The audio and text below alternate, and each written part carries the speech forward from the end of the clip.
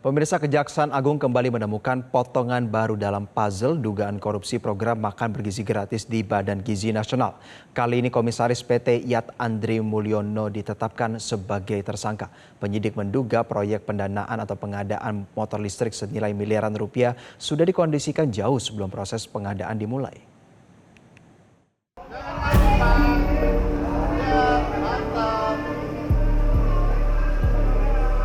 Kejaksaan Agung telah menetapkan Komisaris PT YAT Andri Mulyono sebagai tersangka dalam kasus korupsi tata kelola makan bergizi gratis.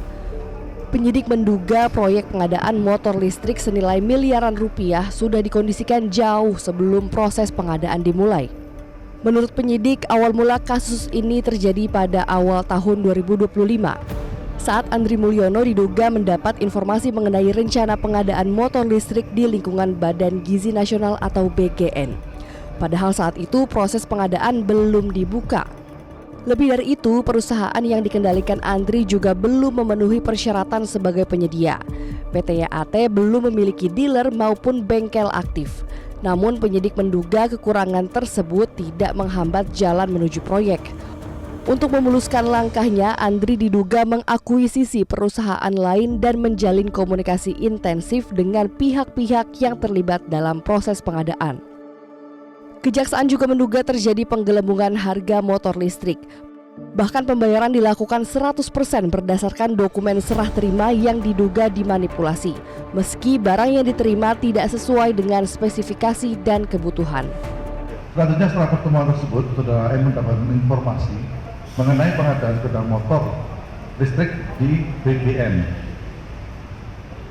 Bahwa kemudian Saudara AM secara melawan hukum sejak bulan Februari 2025 melakukan komunikasi aktif dengan PPK untuk menindaklanjuti rencana pengadaan tersebut.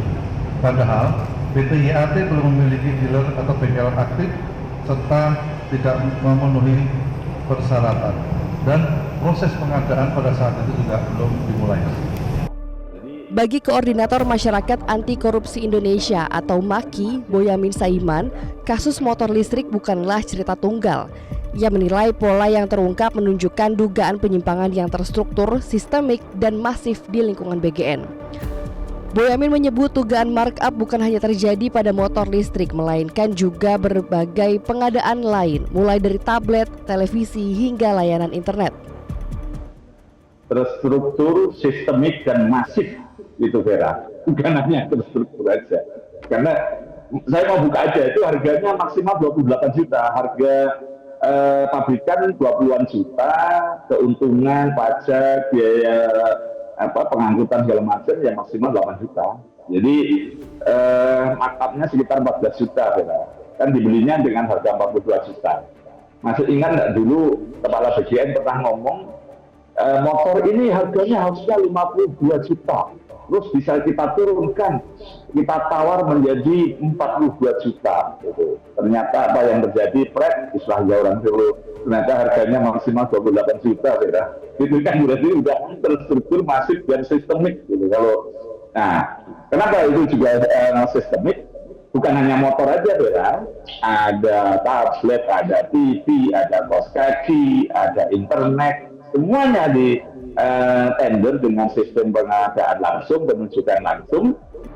Dua klaster besar kini menjadi fokus penyidikan, yaitu dugaan jual beli titik SPPG dan pengadaan barang. Ketua Komisi Kejaksaan Pujiono Suwadi menilai penegakan hukum tidak boleh berhenti pada pihak vendor semata, melainkan harus menelusuri siapa pihak yang mengendalikan dan mengambil keputusan di balik proses pengadaan tersebut. Kalau dugaan saya ya, ini Kejaksaan Agung kan menyasar agar proses-proses kejahatan seperti ini kan tidak terulang dulu. Tetapi ini kan belum menjawab keresahan publik sebenarnya ya. Keresahan publik ini kan mengungkap kasus ini lebih terang benderang lagi.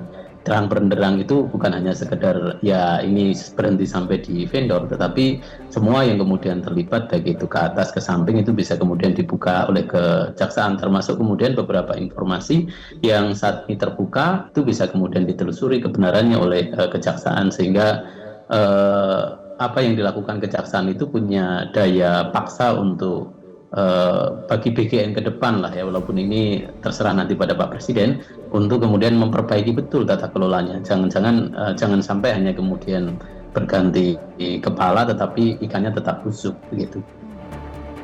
Penetapan Andri Mulyono sebagai tersangka menambah daftar panjang pihak yang terseret dalam skandal tata kelola program makan bergizi gratis. Dengan masih terus berkembangnya penyidikan, muncul pertanyaan besar. Apakah kasus ini hanya berhenti pada para pelaksana proyek atau akan menyentuh pihak-pihak yang diduga merancang skema tersebut sejak awal? Tim Liputan Metro TV.